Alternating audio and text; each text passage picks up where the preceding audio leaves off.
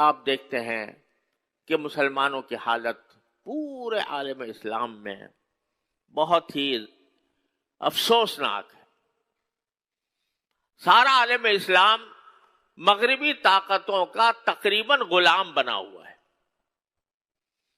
نہ اپنی مرضی سے حکومت بنا سکتے ہیں، نہ اپنی مرضی سے اپنی معیشت چلا سکتے ہیں، نہ اپنی مرضی سے کوئی فوجی کارروائی کر سکتے ہیں. ان کے چشم و ابرو کو دیکھتے اور ان کی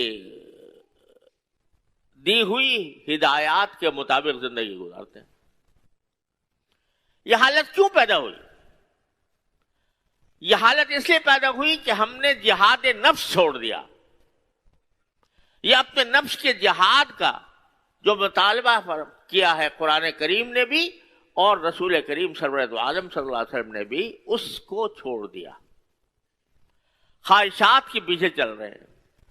کیونکہ مغربی طاقتوں نے کچھ فکری باتیں لوگوں کے اندر پھیلا دی ہیں، کچھ چیزیں ایسی پھیلا دی ہیں کہ جو ہم جسے اچھا کہیں وہ اچھی ہے، جسے ہم برا کہیں وہ بری ہے. یہ ایک ذہنیت بٹھا کر اپنے طریقے کو، اپنے دین کو، اپنی ثقافت کو، اپنے افکار کو ہمارے اندر پھیلایا. اور ہماری مشکل یہ ہے کہ ہم نے ان کی ساری غلط باتیں تو اپنا لی ہیں، اور جو اچھی باتیں کچھ تھیں جو در حقیقت ہمارے اسلام کی تعلیم تھی اس کو ہم بلا بیٹھے.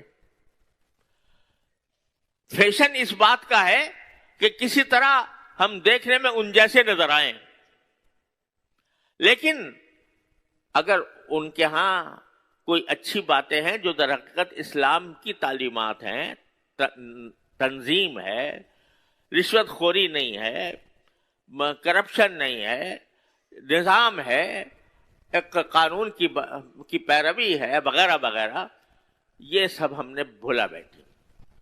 کیوں؟ اس لیے کہ اپنے نفس سے جہاد نہیں کیا.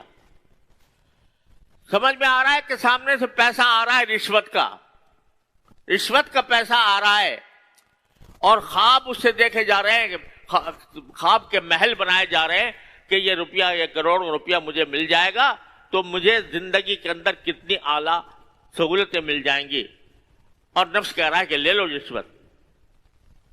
تو قرآن تو یہ کہہ رہا تھا کہ تم اپنے نفس سے جہاد کرو.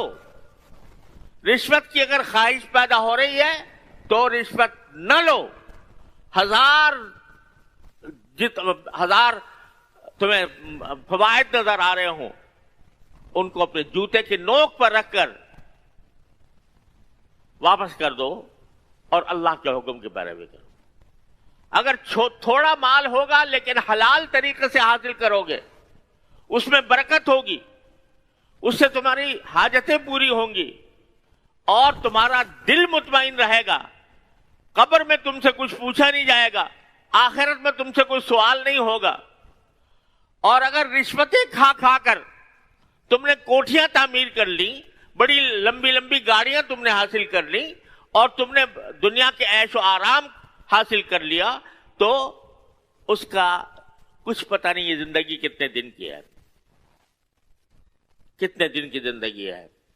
اسی عیاشی کے دوران کسی وقت بھی تمہارا وقت آ سکتا ہے.